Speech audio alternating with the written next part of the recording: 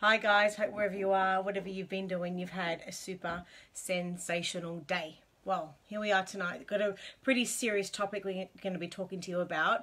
Talking to children about body privacy, body safety, physical abuse, sexual abuse is definitely the most confronting and uncomfortable subject for us as parents, carers, grandparents to be talking to children about.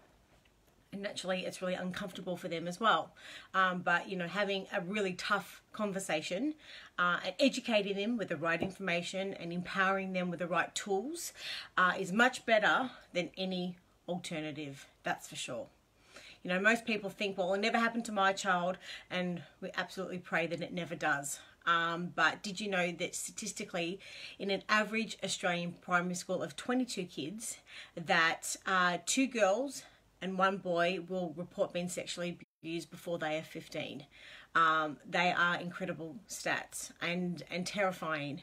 So even if it's not your child, and as I said, we pray to God that it never will be, that they will never be affected. But having and prompting these types of conversations with your children may actually prompt them one day, as they're maybe talking to a friend in the schoolyard or whatever it is as they're growing up, if a child is likely to open up to them, or if they get sort of an inclination maybe, these types of conversations may even prompt them to maybe help another child somewhere, sort of going through abuse in some way, shape or form. So these types of conversations are definitely never wasted.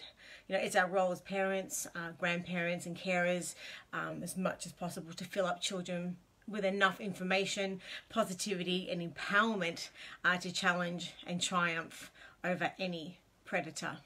And what a better way to do this than by speaking to children through a picture book. And tonight we have a very special guest, Michelle Derrig, who's about to jump in, and here she is right now, so hang on just for a sec. So Michelle, who is one of our partners here at Kittypedia, and is an absolute superstar. Hey, how you doing? The phone's sideways, you might need to go that way. Thank you, sorry, how are you? As I said, I've had a bit of a topsy-turvy day. That's just finishing it off. You're the best. I was just giving everybody an introduction. First of all, how are you doing? Yeah, I'm doing really well. As I said, life's very, very busy at the moment, a little bit topsy-turvy, but yeah, no, it's going really well. Oh, well, for everybody watching, if you haven't met Michelle before, she is the author of the highly successful Protective Behaviours picture book titled Only for Me. She is the mother of, how many children? 3? 4 children. Four. Age 4. Now, 3 to 13. Are they still within yeah. age range now? Yeah. Yes. But yeah, 4 to 13 now. 4 to 13.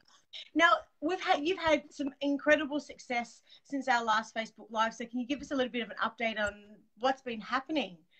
Yeah, sure. So it was back in December, just a couple of weeks before Christmas, that I'd gotten in touch with some bloggers, Team Dad Mum, and I just sort of put the feelers out to see if they would be open to sharing a little bit about Only for Me. And it was with the timing of, there was the abduction from the Kmart store where sadly the little girl was taken whilst her mum was just sort of a few metres away from her, and actually taken out of the store away to a park and sexually assaulted by a man who was actually a father himself, and then she was returned, but only after he had abused her. So it was a really shocking case, and I guess it just brought to light the reality of abuse for parents. And so they just sort of said, in the light of what's happened at this Kmart store, this is a topic that we need to be discussing with our children. And they did this post about 7:30 at night, and I sold about 2,500 copies in the next 12 hours. I kept on selling. We were out of stock, so I had another about 1,700 come through on back order, which takes us in total up to about 8,500 copies now sold. So I went very quickly from my 2018 revised edition to my 2019 revised edition. So that was only around for about 3 months. And you donate a lot of your money to a good cause too, don't you?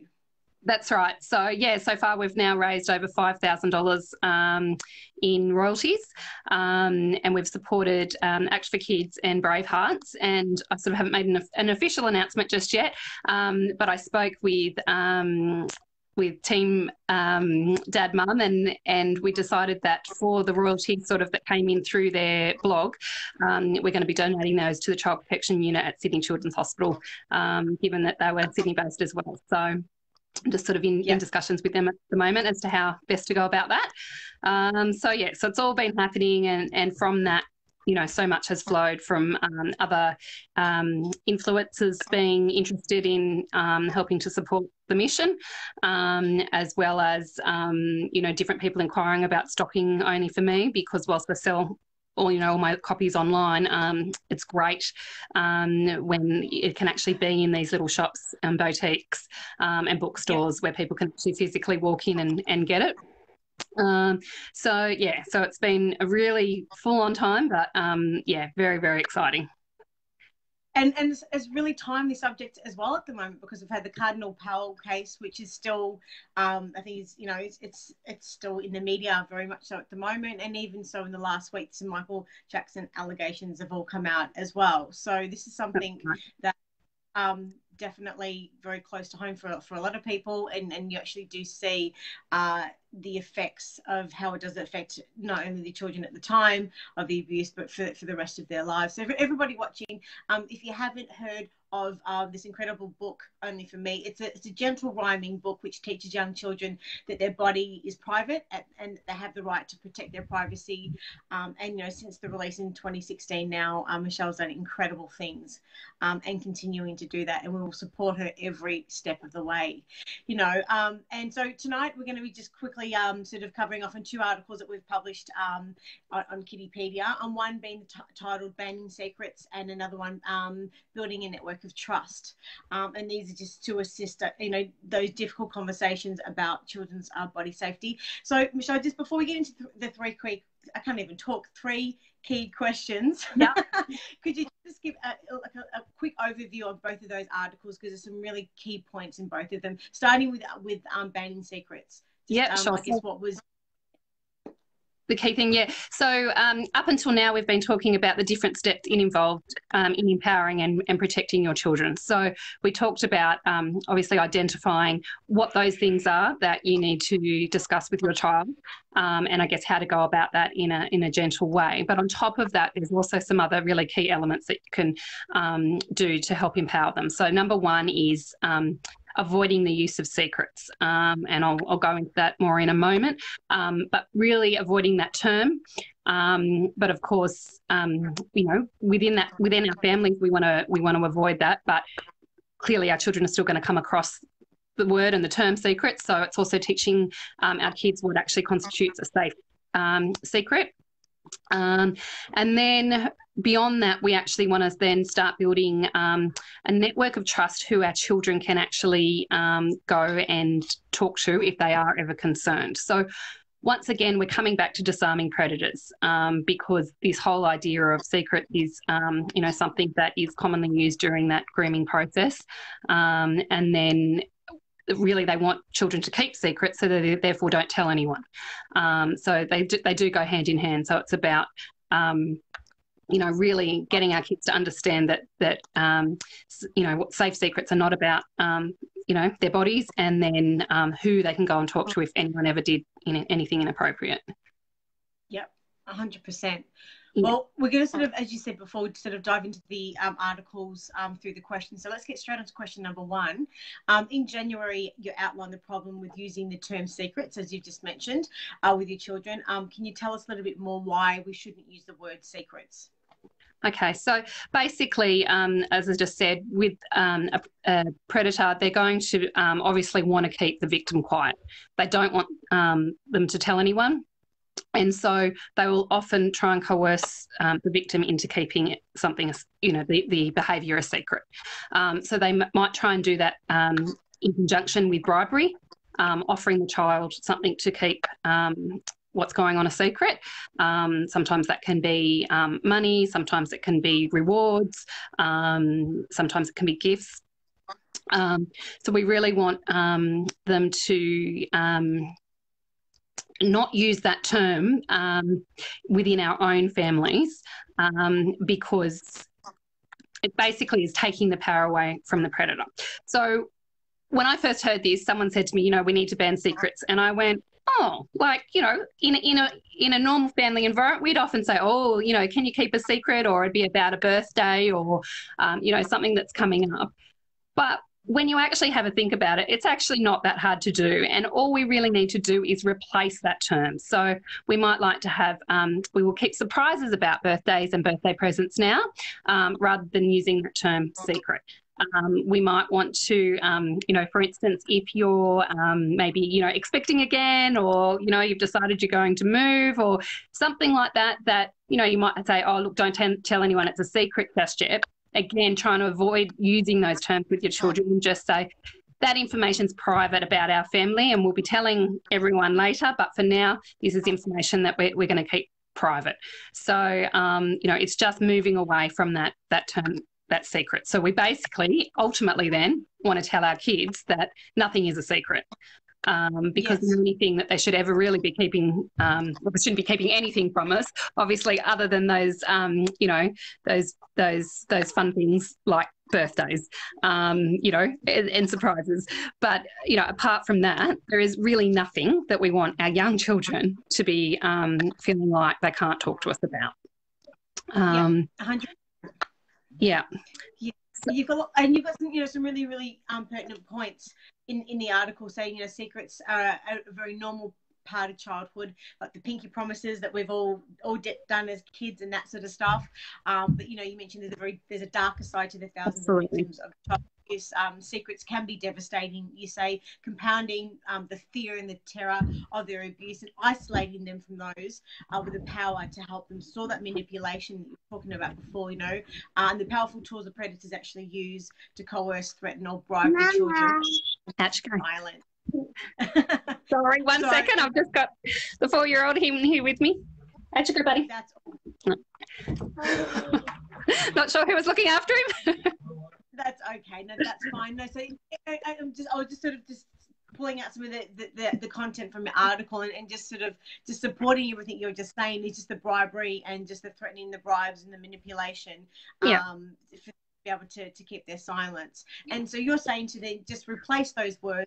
Replace the word secret with the word surprise about something or private information is what you're saying. Is that right? Yeah, that's right. So, I mean, again, it's just trying to disarm predators. Obviously, predators could use all types of different words, but in a normal situation, they will use the word secret. So if we can avoid using secrets and getting our children to understand that nothing ever has to be kept a secret.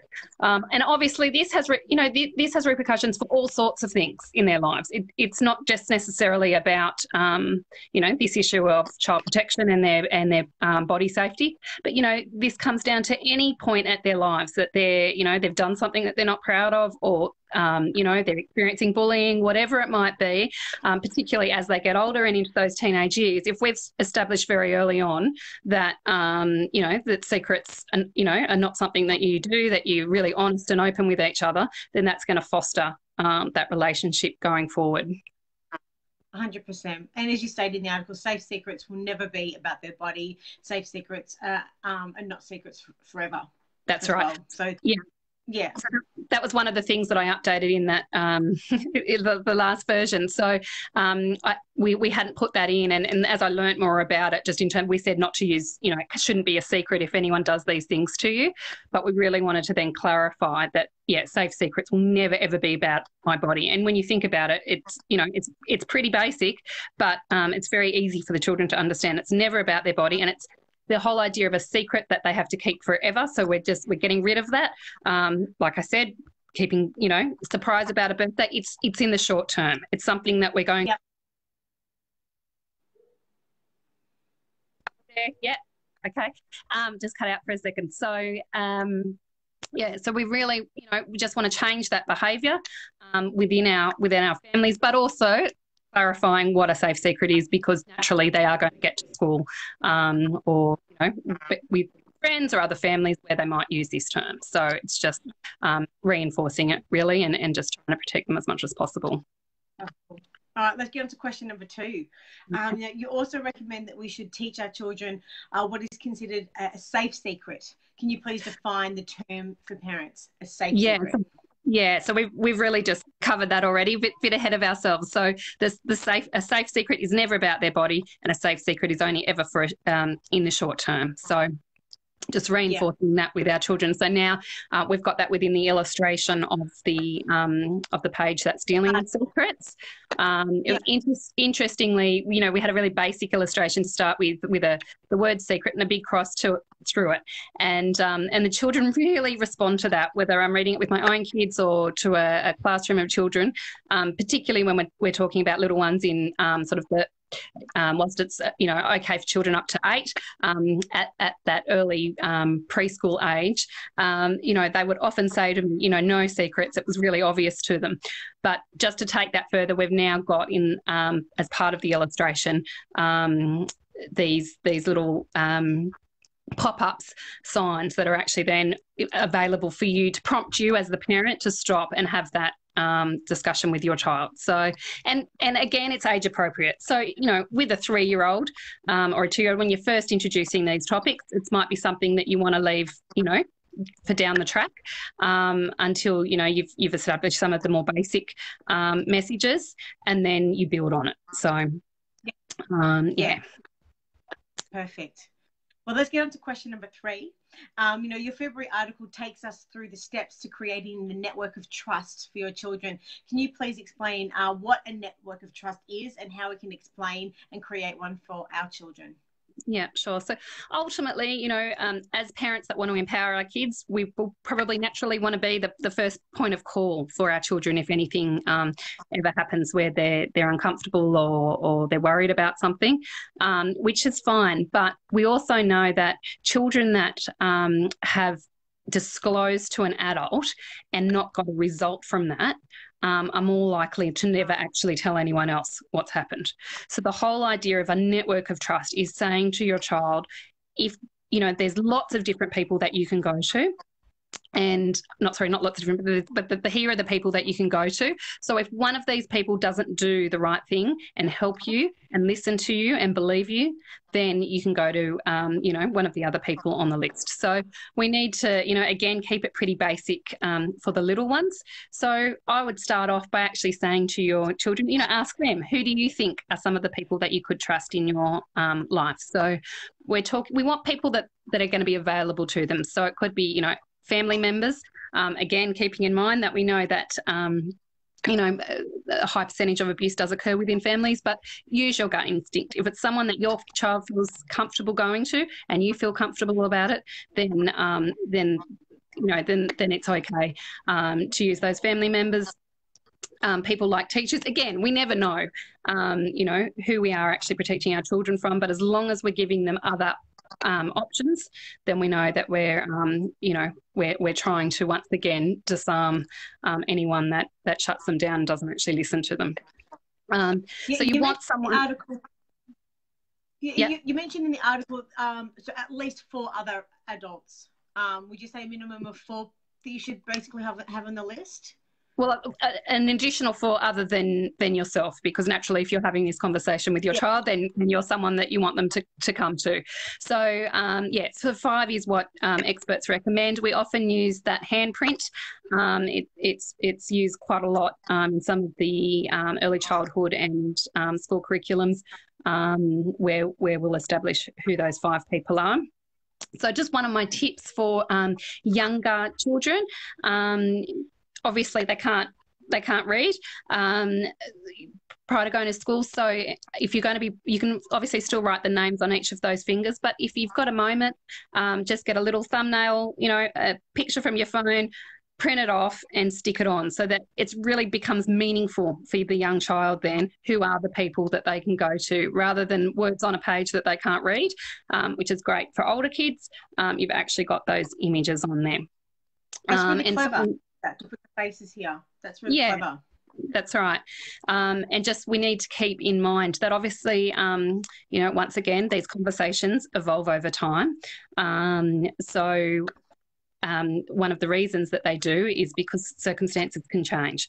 So if your child has used someone, you know, it could be a teacher who is no longer available to them to go to, I often say at the beginning of each school year is quite a good time to just reassess with your child and just reestablish with them who are those people they could go to. And obviously in some situations, you know, you may actually not be there. You may not be available, you know, for whatever reason.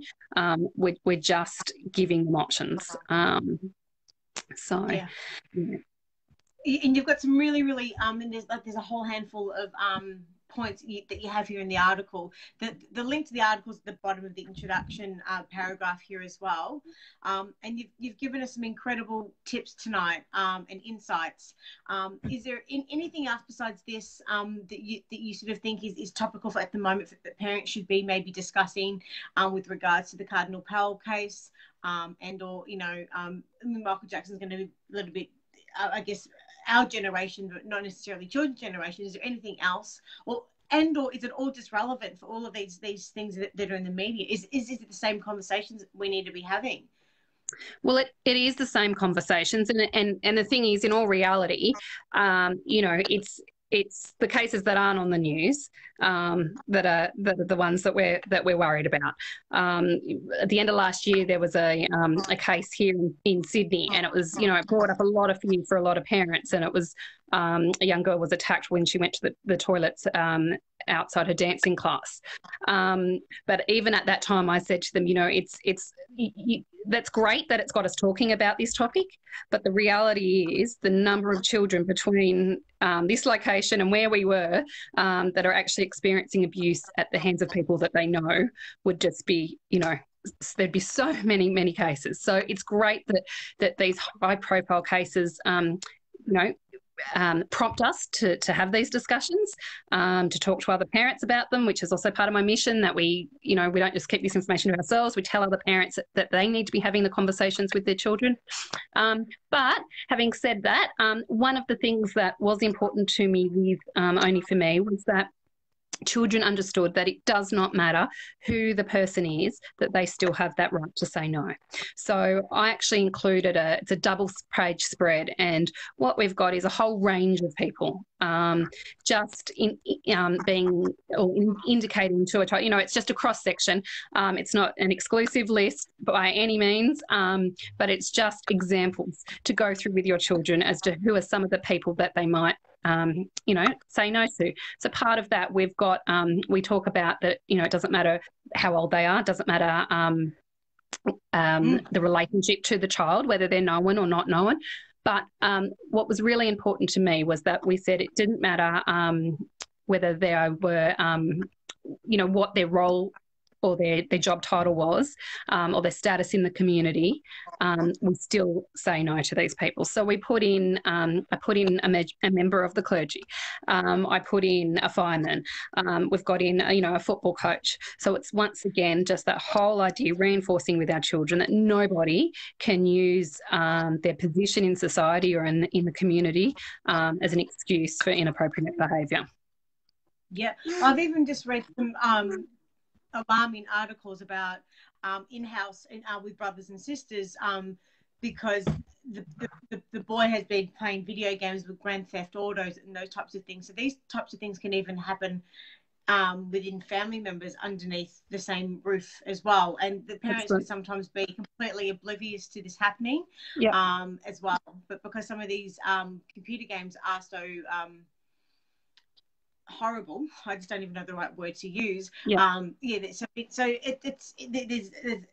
there's so many examples how unfortunately these situations can sort of come about. So in all circumstances, children just need to be aware. And like I said at the start of the intro, you know, it's a very difficult conversation for parents to be having, but, you know, what better way to do it with a beautiful, you know, picture rhyming book to be able to at least ease into that conversation and to be able to lead into the sort of warmer questions as opposed to just sitting them down on the couch. Yeah. And, no. Yeah, that's right. And hopefully, you know, I'll get the chance to speak to you next month, but that sort of leads us into my blog for March. And that is actually talking about, you know, nurturing that relationship with our child where they feel connected to us. So where we actually do know what's going on in their little lives, so that we're more likely to actually pick. I'll obviously talk to you more about that once that article goes live. Yeah. But yeah, that is actually where we're leading for next month. So. Yeah. Well, look, thank you so much for your insights, for your time, Michelle. As always, we're just really honoured to be in partnership with you, and just we can't wait to chat to you next month. And congratulations on all the success. Thank you very much. Well, and just sort of cheering you on from those sidelines as well for the difference that you're making in this world. Take care. Speak soon. And if anyone's got any questions or they want to get in touch with you, where can they find you? Yep, sure. So there's obviously more information on the website, which is onlyforme.com.au. You can purchase a copy. But yeah, if you want to get in touch or you've got any questions, you can email me at contact@onlyforme.com.au. You're a superstar. Love you to bits. Give my love to the kids. We'll speak soon. Okay. Thanks so much, Rach. Bye. Bye. Bye.